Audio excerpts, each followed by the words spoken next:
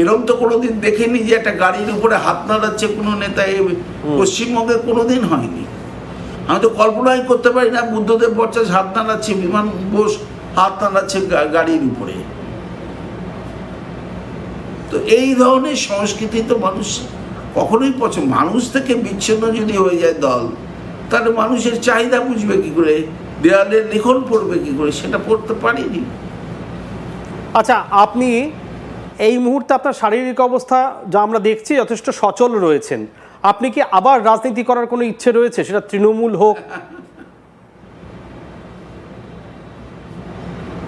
আমি একটা কথা বলি যে রাজনীতিতে তো অবসর হয় না।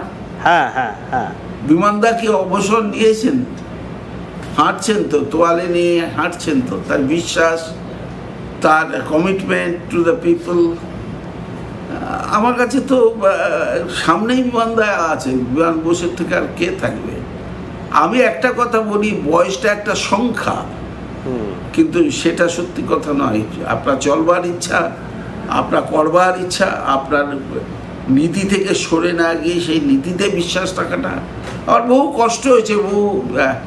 আমি 4 বছর ধরে কেউ আমার সঙ্গে দেখা করিনি, আমি একাই আইনি লড়াই লড়ছি, লড়ে যাব, কিন্তু সত্যের প্রকাশ হবে এবং হতে বাধ্য। যারা সেদিন দেখেছিল যে ধরেছে খুব মজা, আমি হ্যাঁ বলুন বলুন বলুন, খুব মজা, এবং তারপরের দিনেই তার ধরবার আগে ধরা পড়ার সঙ্গে সঙ্গে এই দলের থেকে শাস্তিমূলক ব্যবস্থা গ্রহণ করা। তারা আজকে দেখেছে নিজের বাড়িতে যখন চিঠি যাচ্ছে বা অন্যদের কাছে যখন চিঠি যাচ্ছে, মজাটা কেমন লাগে, দেখ এখন কেমন লাগে। দীর্ঘদিন পর আপনি জেল মুক্ত হলেন, সেখান থেকে বেরিয়ে আসার পরে তৎকালীন মুখ্যমন্ত্রী মমতা বন্দ্যোপাধ্যায়ের সঙ্গে আপনার কথা হয়েছে?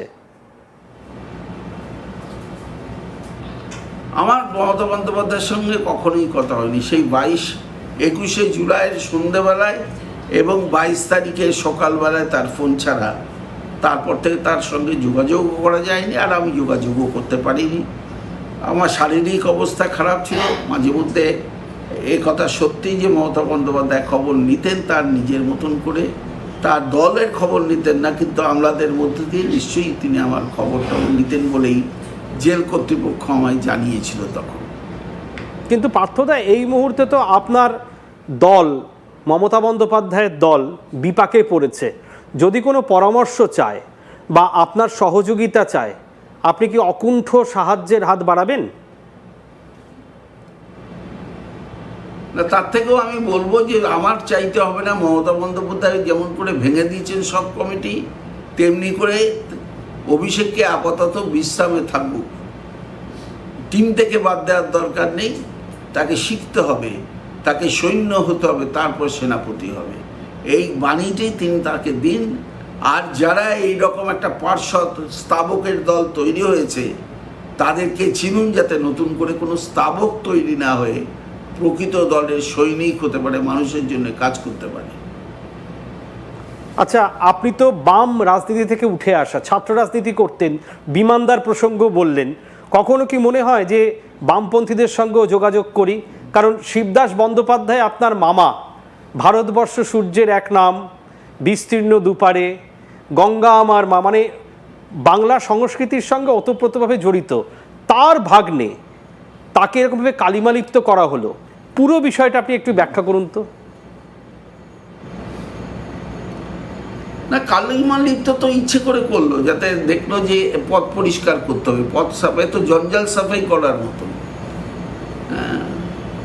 তো তো সেই জঞ্জাল সাফাই করতে গিয়ে পুরো দলটাকেই যে জঞ্জালে ফেললো তা বুঝতে পারিনি। একটা বলছেন না অপরিণত ছেলেকে দেখেছেন, সে তো আজও অপরিণত, পরিণত কোথায়? এবং আমার দুঃখ লাগে মমতা বন্দ্যোপাধ্যায় এই আইপ্যাকের এরকম পরামর্শ নিয়ে চললেন, নিজের উপরে আস্থা হারালেন। প্রথমে আমার আবেদন হবে যদি দলের একজন পতাকাধারী হিসেবে, যে মমতা বন্দ্যোপাধ্যায় তার নিজের উপরে আস্থা রাখুন। আস্থা নিজের উপরে না থাকলে এই দল থাকবে বলে আমার ধারণা নেই। হয়তো 3-4% তার জীবদ্দশায় তাকে দেখে যেতে হবে। আর যদি এইটা 41% থেকে উপরে উঠতে হয় তাহলে মমতা বন্দ্যোপাধ্যায়কেই আগিয়ে আসতে হবে। এবং ভুল ত্রুটি যা হয়েছে, এই যে তার সমস্ত এইডসরা যারা তার সামনে ছিল, পাশে ছিল, তাদের সকলকে এক এক করে তিনি ছেড়েছেন।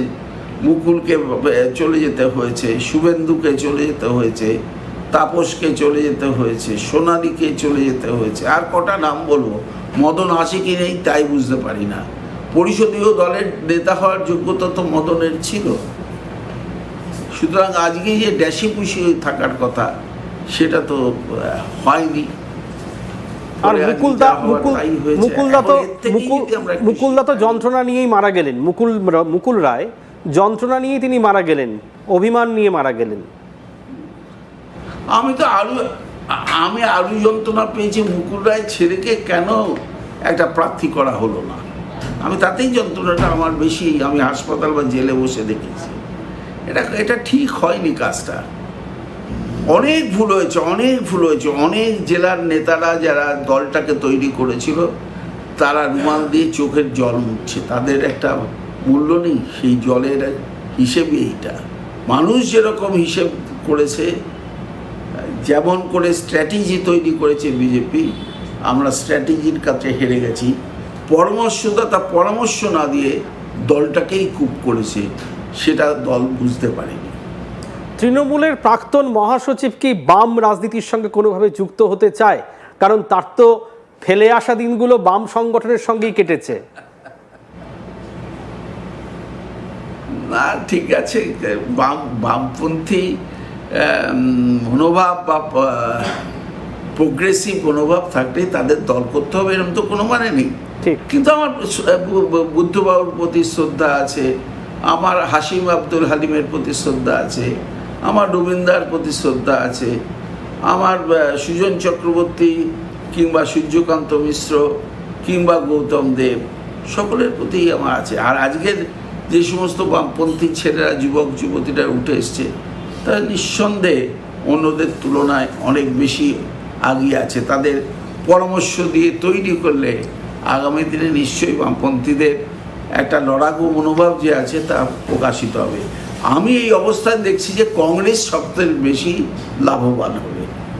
তারা যেমন একটি সম্প্রদায়ের সমর্থন পাবে, অপরদিকে তৃণমূল কংগ্রেসের সঙ্গে যারা আজকে মনে করছে যে তারা দূর দূর চাই, তারাও কিন্তু ওই চলে যাবে আপনার কংগ্রেসের দিকে। কংগ্রেসই একটি জাতীয় দল, হয়তো তার লিগ্যাসি আছে, সিপিএম বামপন্থীদের যেরকম লিগ্যাসি আছে, বিজেপির যেমন লিগ্যাসি আছে, আঞ্চলিক দলগুলো তো সেই লিগ্যাসিতে নেই। যদিও